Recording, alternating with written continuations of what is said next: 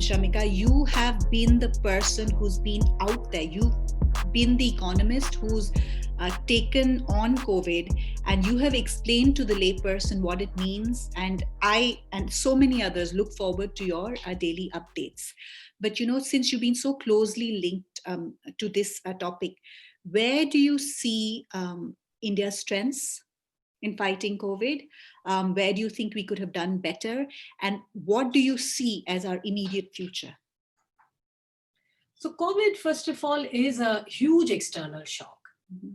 Of course, it's a global, it's an aggregate shock that we say in economics. So it has affected everyone. But fundamentally, how a country will respond and therefore what the impact of this infection will fundamentally depend on how strong a country's public health sector is. And the reason I say public health is that many countries do have very strong private healthcare sectors. And it's important to remind everyone that 3/4, so 75% of India's healthcare is also private. 75% of our OPD is exclusively private. 55% of IPD is private. So, we have a very large, so a dominant private healthcare sector.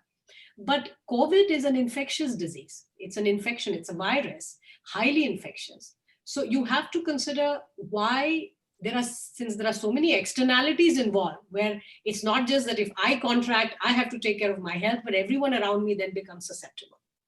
So in such a scenario, private solutions, a private healthcare has limitations to how much of this cost it can incur, which is why countries with strong public healthcare system are in a far better situation to handle. Now, the good thing is that in India, I think we have an extensive network of district hospitals, the primary health centers, the community health centers. So public healthcare, while we might aspire for obviously much better quality, and in many places also quantity or access to public care, that basic infrastructure is there in India. Because TB for us is an infectious disease that we live with. In fact, we are losing many more people to TB, even today, than we are to COVID. So I think that is the reality of our health, the reality of our healthcare status, which means that from a pragmatic position, doing an initial lockdown then became very important. That for a large country with very limited healthcare, we had to go in for a strong containment strategy, and lockdown globally has proven to be the strongest of them. Of course, it has a detrimental impact on the economy, and I can talk about that later. But the immediate objective was to limit the surge in the infection itself. And we have succeeded in stemming that increase or the surge. From then on, of course, it becomes a problem that has to be dealt at the local level. Remember, Smita, health is a state subject in India. So while, of course, we have leadership which is pro-science and which is saying all the right things, and people are supported, by and large, I think the country, and of course, you can go by media,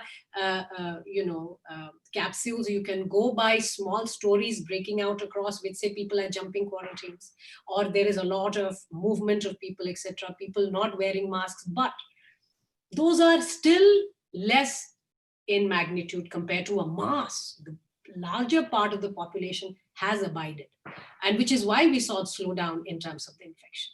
So I think while the country as a whole is looking up to the leadership, the experience of an individual citizen in terms of the healthcare or COVID is really determined by the local health capacity.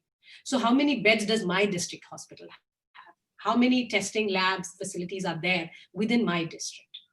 So then you have to sort of consider the fact that we are a large federal country. The federal government or the central government definitely has a very large leading role.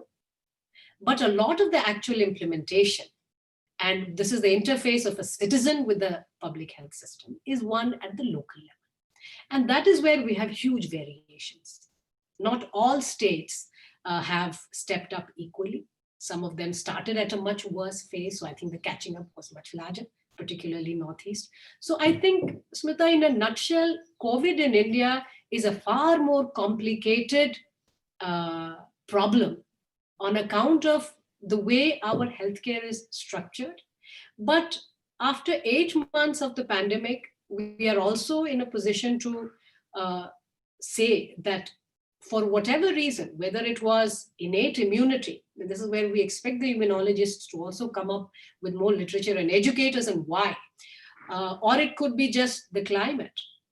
But the death rate in India has been comparatively much lower to the OECD countries or the other countries, the hotspots, so to say. So we have been lucky in many respects, but I think our response in the beginning and subsequently has been pragmatic, keeping up with the reality of our public health infrastructure.